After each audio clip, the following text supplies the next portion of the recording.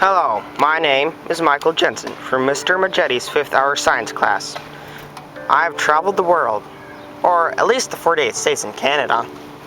Today, I'm going to show you what it takes to survive in Physics Town. I'm going to parachute to Earth, and I'm only going to have my knowledge of science and my knife to survive. But now that I look down, it doesn't seem like a very good idea. But oh well, here I go. Oh man, what was I thinking? Right now I would be falling at a constant rate of 9.8 meters per second. If I were to drop a quarter, it would look as though it were floating. This is because all objects in the world fall at a constant rate. However, air resistance slows falling objects down. Air resistance depends on size and shape. Because the quarter is smaller and rounded, it will accelerate faster than I do. If I open my parachute, I will slow down more because I have more air resistance. Alright, now that I'm on the ground, I'm going to want some water, so I'm going to ask a couple people around town for some. Alright, come on.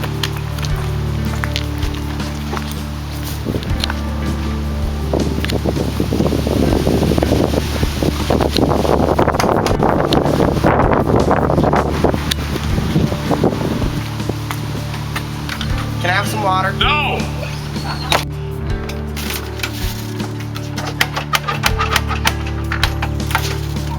Can I have some water?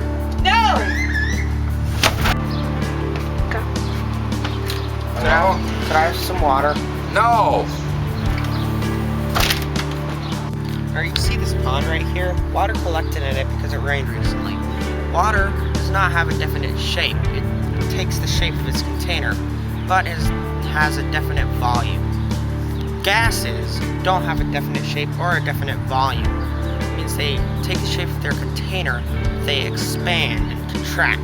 Solids don't take the shape of their container. They have a definite volume and a definite shape. I am a solid, the water is a liquid, and air is a gas. If you'll excuse me, I am really thirsty and I'm about to die.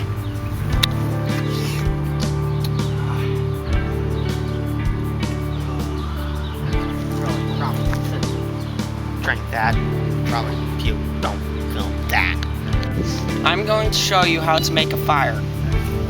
First, you need a log, your knife, some dry grass, a bow, which I made by tying 2 ends of a stick with a string, and a block of wood and a stick.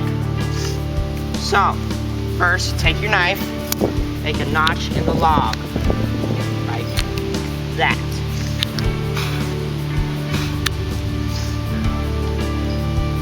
Then, take your dry grass, twist it up, place it near the notch. Then, take your stick, place it in the notch, and then wrap the string on the bow around it. And take the block, put it on top of that, and move the bow back and forth. This creates friction. Friction creates heat. There are 4 types of friction. There's static friction, when the friction is too great that a force can't overcome it. There is sliding friction, which is the strongest friction after static friction. Sliding friction is when 2 surfaces slide together. I'm making sliding friction right now so that I can make the most heat. There is also rolling friction. Rolling friction is when 2 surfaces roll past each other like a car and the surface of the road. Then there is fluid friction. Fluid friction occurs in air and liquids. Fluid friction is the weakest of the frictions. That's why it is easier to move through the air. Alright, I'm gonna cut and bring it back to when the fire is going.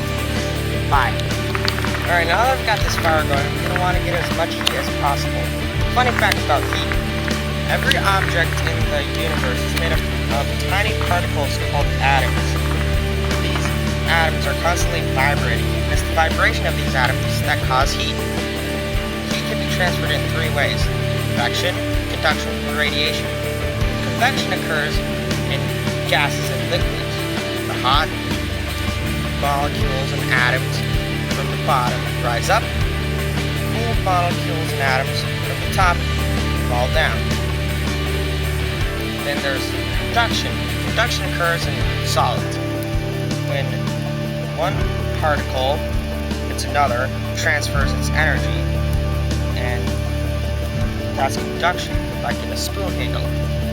The handle is out of the soup, but it's still hot, so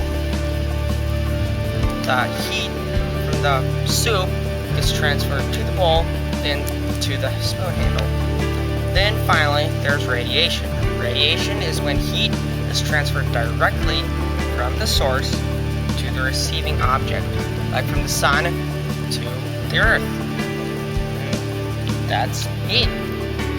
I'll probably put this out in a minute, then go to bed.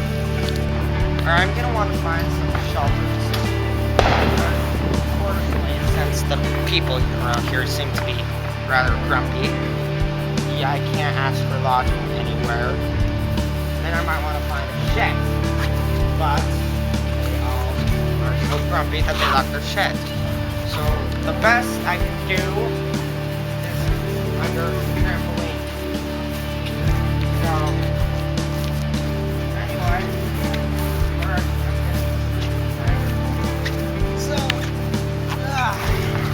turn it off. Alright, see up there? That is the elusive night jumper. The night jumper likes to come out at night and bounce on trampolines, which right now I'm currently trying to sleep under. When the night jumper bounces on the trampoline, it converts other energy into potential energy when it bends the trampoline at the bottom of its bounce. The trampoline has potential energy because potential energy is the energy of position and shape. The trampoline is bent, so it wants to return back to normal, and it has potential energy. The trampoline then turns back to normal and launches the night jumper up. At the height of the night jumper's bounce, it has the most potential energy. Then it starts to come down. The potential energy converts to a kinetic energy. At the bottom of its bounce, right before it hits the trampoline, it has the most kinetic energy. And then it starts to convert back into potential energy when it hits the trampoline. Now hopefully it'll go away soon, because right now I'm trying to sleep, even though some people are decided to set up fireworks and launch them. Alright, see, there it goes. Alright. Earthquake!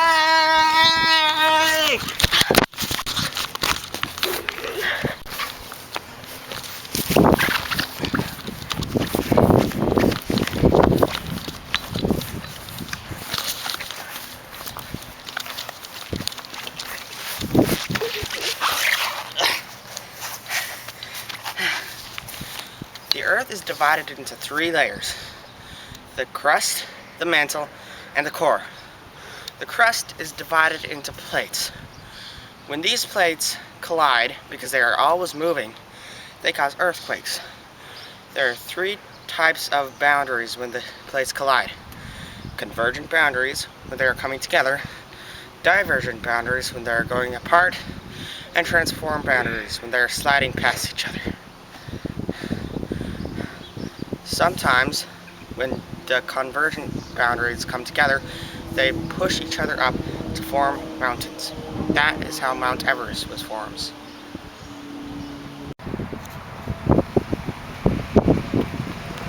Look, there! The outpost I've been looking for.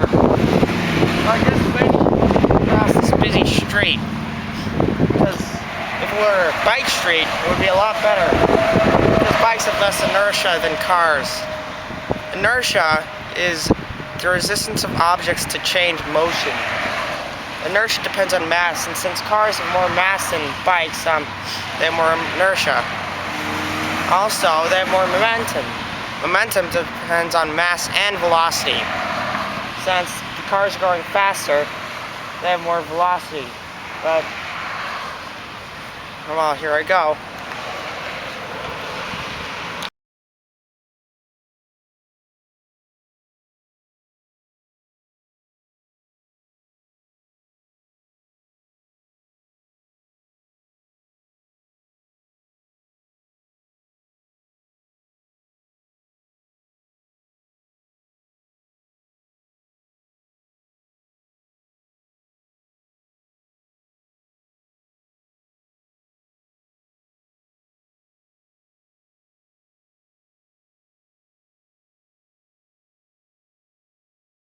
Made it. Now I can go home and finally change these clothes. Well, this has been fun. See ya.